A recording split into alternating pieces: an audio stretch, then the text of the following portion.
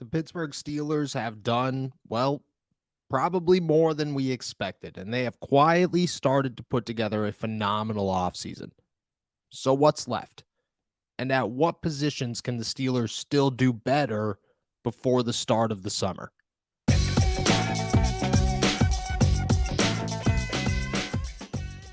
What's going on, everybody? I'm Noah Strackbine. Thank you for jumping on to Steelers to Go, your daily to-go cup of Pittsburgh Steelers news and analysis. Find us on youtube.com/all Steelers talk and subscribe anywhere you get your podcasts. And today we're talking about where the Pittsburgh Steelers are and where they can be by the beginning of the summer. So far, I would say the Steelers offseason has been a success. The team has filled needs. They've certainly upgraded at a number of positions, including some very important ones like offensive line. And I would say, in my opinion, at least right now, inside linebacker, which were two very, very pressing needs. On top of that, they added a cornerback with a little bit more splash and the ability to mentor whoever they bring in that's younger. They have re-signed their defensive end that they feel very comfortable with the future.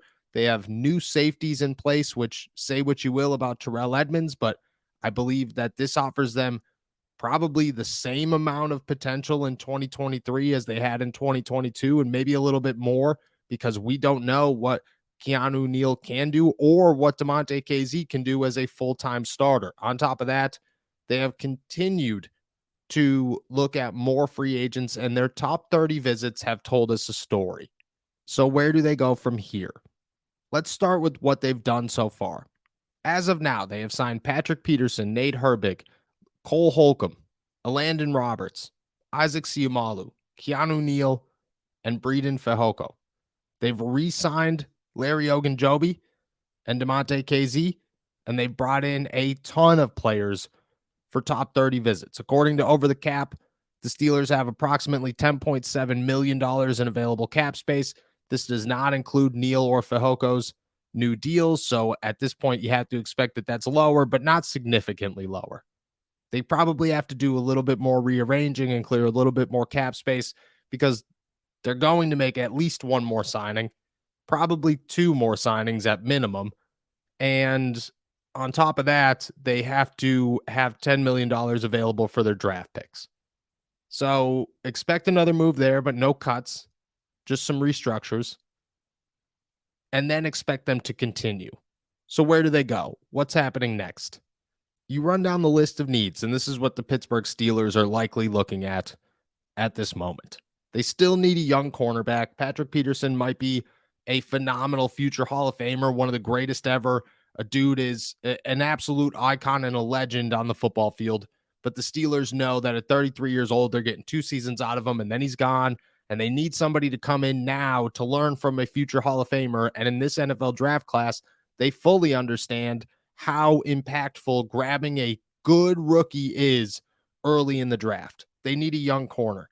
They also need another nose tackle, because Montravius Adams and Breeden Fehoko, yeah, they're good players, quality players to have.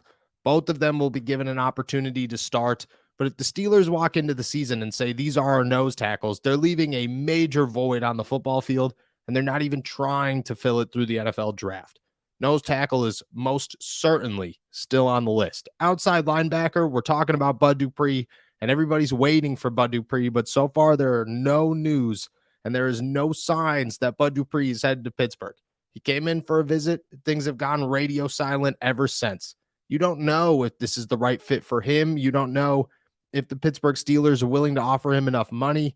You have to imagine that the Pittsburgh Steelers see this as an opportunity for a cheap backup inside linebacker that they can trust. Bud Dupree looks at this as possibly the last time he could earn a big contract, or at least play for a team to set himself up for a big contract next season. Those are not equal sides in this negotiation.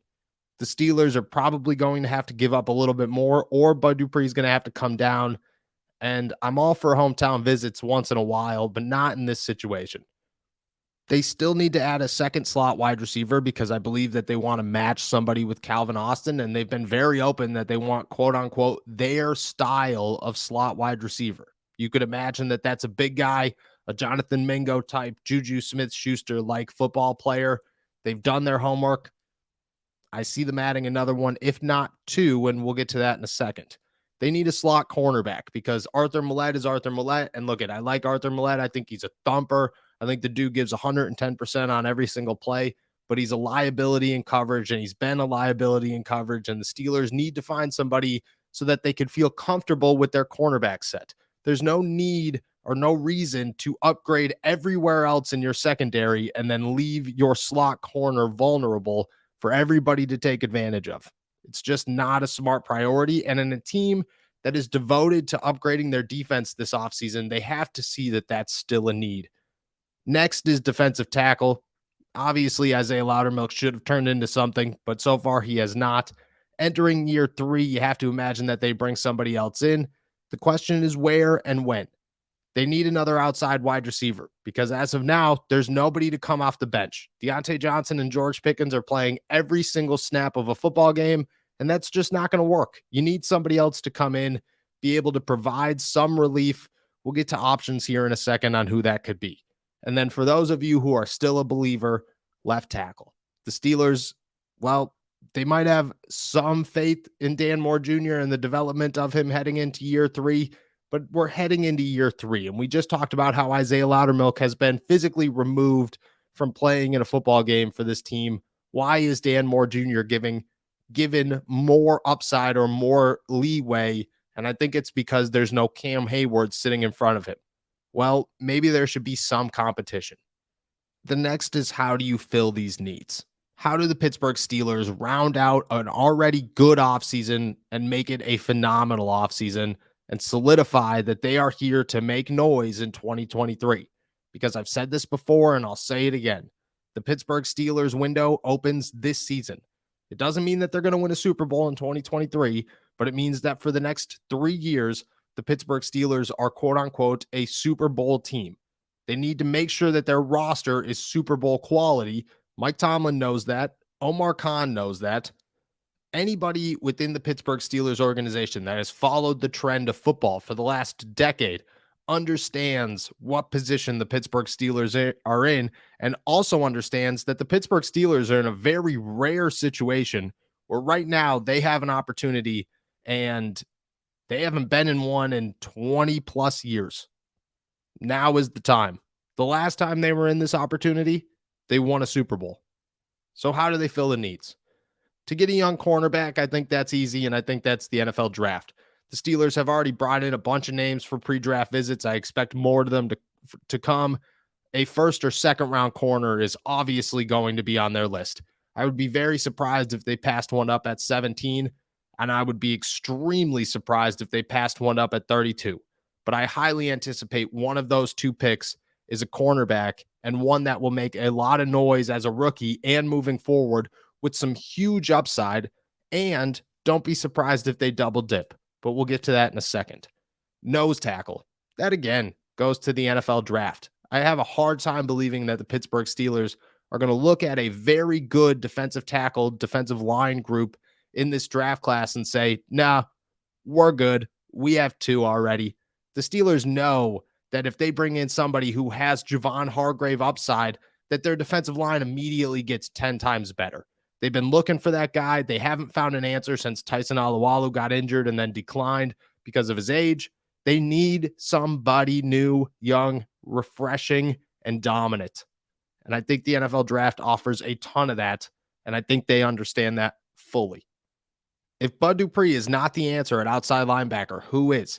I think that's the NFL draft as well. I think that the Pittsburgh Steelers, if they realize that Bud Dupree is not their guy, maybe they look at free agency. And there's still names out there, and there are going to be more names out there because as the summer goes on, guys get cut. And there's always that one surprising name that you go, oh, that guy's available. Or, oh, the Steelers can trade for that guy. A Malik Reed, but probably better. Somebody that you could take a chance on. But I still think that if Bud Dupree does not end up in Pittsburgh, and if that deal is squashed before April 27th, that the Steelers look at the NFL draft and say is a ton of talent here, and our ability to find somebody to come off the bench and really be a game changer for us and be able to fill that role is significant. Even if it's not in the first round, even if it's not in the second round, and even if it's not in the third round, You could find somebody in the 4th round and say, hey, we feel confident that you could come off the bench and play behind TJ Watt and Alex Highsmith and possibly start stepping into a starting role if need be. A second slot wide receiver. The Steelers have said straight to our faces they want their guy. Well, their guy doesn't really come in the NFL draft. Outside of Jonathan Mingo, like I said, there aren't many big-bodied guys who bring a bunch of upside. But I would highlight Jonathan Mingo or another wide receiver in this draft class. And I would say that the Steelers look at this and just say that the talent is there in the middle rounds and it's worth drafting.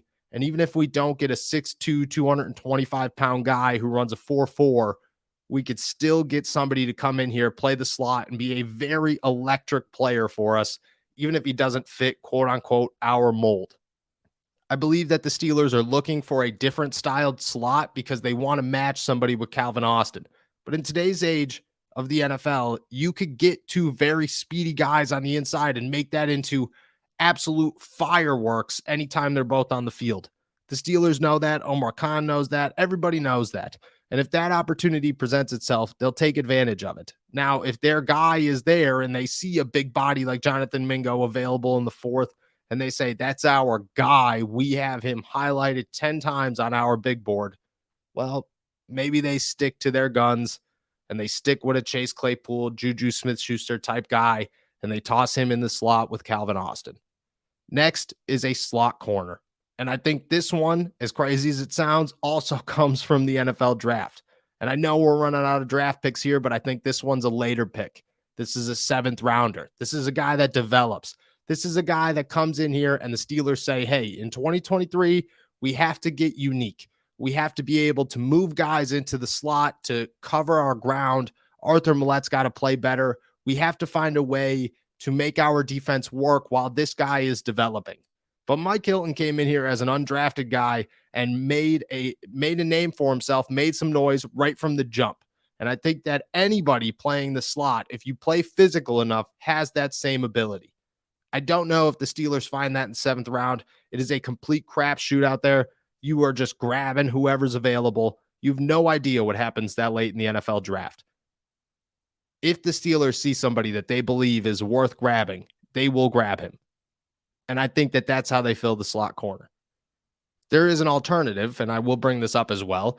I think that if Pittsburgh has had their eyes, and I said this last week when I talked about how they already knew that they were going to sign a thumper of a safety to play with DeMonte KZ, and that they have been bringing in other guys to tell us otherwise, maybe they do go after a guy like Brian Branch if he somehow slides to them at a pick that they see they cannot pass this guy up. Maybe they do get a slot corner earlier because he's available and they say we cannot pass this guy up. But if they stick to a plan that I believe many people see them going through, and that is a star outside corner or a left tackle or whoever early, and then they find themselves in a situation where there is nobody like a Brian Branch available, nobody like a Jamie Robinson available early, then maybe they wait it out. And I could see the draft moving in the favor of them having to wait just because of who needs what outside of Pittsburgh. We'll finally get away from the NFL draft and talk about defensive tackle depth because the Steelers still need a big man, but I have a hard time believing that they're going to find another one in the draft on top of a nose tackle, on top of a corner, on top of an outside linebacker, on top of a second slot wide receiver, and an outside corner. Too many options, too many names, too many needs. The Steelers go and they dip into the late free agency, the post-NFL draft free agency, the possibly middle of the summer free agency after they see what Isaiah Loudermilk can do. And they grab a veteran that could come in here and doesn't need to learn anything, just needs to come off the bench and make noise and wreak havoc and be a veteran presence like they've been on any other team that they have signed with the last 2 or 3 years. Look for somebody over the age of 30 or just about the age of 30, 28 to 30 years old. Somebody who has been in the league, knows what's going on, doesn't need a ton of prep, is here to play defensive tackle off the bench. Cam Hayward plays a lot of snaps, but he's getting old. And every year we say he's getting old and he's getting older.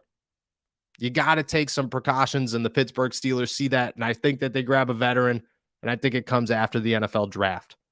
The final two positions, outside wide receiver, I believe is the same way. They get a veteran after the NFL draft. They'll obviously evaluate their situation during the draft, but I have a hard time believing that they're going to double dip at wide receiver, a position that offers no serious upside to them in this NFL draft. They just need somebody to come off the bench. Miles Boykin is obviously a name. I've been hearing that they're looking for that big-bodied outside guy who works well over the middle, but could also be a deep threat. Miles Boykin fills those shoes. I believe that a number of other free agents do as well, and that's where the Steelers will look. They'll obviously wait. They're not going to go and get somebody before the NFL draft. They're going to see what their options are first, and then they'll move forward from there. Look for free agency to happen after the draft and for maybe a little bit of an exciting name to come to Pittsburgh right before the summer. And then left tackle, because I know that everybody listening, at least a good chunk of you listening, is not a fan of Dan Moore Jr. and is waiting for the Pittsburgh Steelers to say, hey, look it, we're trying to win a Super Bowl and our left tackle has failed us. It's time to move on. In Derek Bell's latest mock draft, he has the Steelers taking DeJuan Jones at pick 17. He doesn't know if DeJuan Jones turns into a left tackle. He doesn't believe that he has the skill set to, but maybe the Steelers see it differently. And I think the Steelers approach this entire draft the same way. If there's not one at 17, there's got to be one at 32. And by 32, the Steelers likely have their left tackle. It doesn't mean that he's their guy and he's going to come in here and immediately start over Dan Moore Jr., but he's somebody to come in here, just like they did for the rest of the offensive line, and say, look it, there's names here, buddy. This is not just your job anymore. You need to earn it, because Dan Moore has never had to compete for a starting job. He has walked into the NFL, and he has pretty much been the only Steeler in the last 5 years, at least that I remember, who has come to training camp every year of his NFL career. And I get it's only been 2, but that's a lot of years, and has never had to prove anything and has been given a starting job. That just doesn't follow the Steelers' handbook of how they do things. I bring this up all the time, but Kevin Dotson had to compete with Rashad Coward for an entire summer just to prove that he is the starting left guard. 2 years, and he was in his second year in the NFL. He was clearly the starter. Rashad Coward didn't even end up making the team. But the Steelers looked at Kevin Dotson and said, you have to prove it, just like everybody else has to prove it. Nothing is giving to anyone except for Dan Moore Jr., who has been given the world, and the Steelers do not look to change things. The NFL draft offers too many opportunities for the Steelers to add competition, and they are not going to ignore competition at a position that has been very, very bad for them the last 2 years. So for those of you getting excited about the positions that they're going to add and are worried that they're going to leave left tackle still on the board, I wouldn't worry too much about it, because I see left tackle getting filled. I don't know if it's a starter in 2023, but I see them bringing in somebody to kind of push Dan Moore and see if he really is capable of being that guy long term.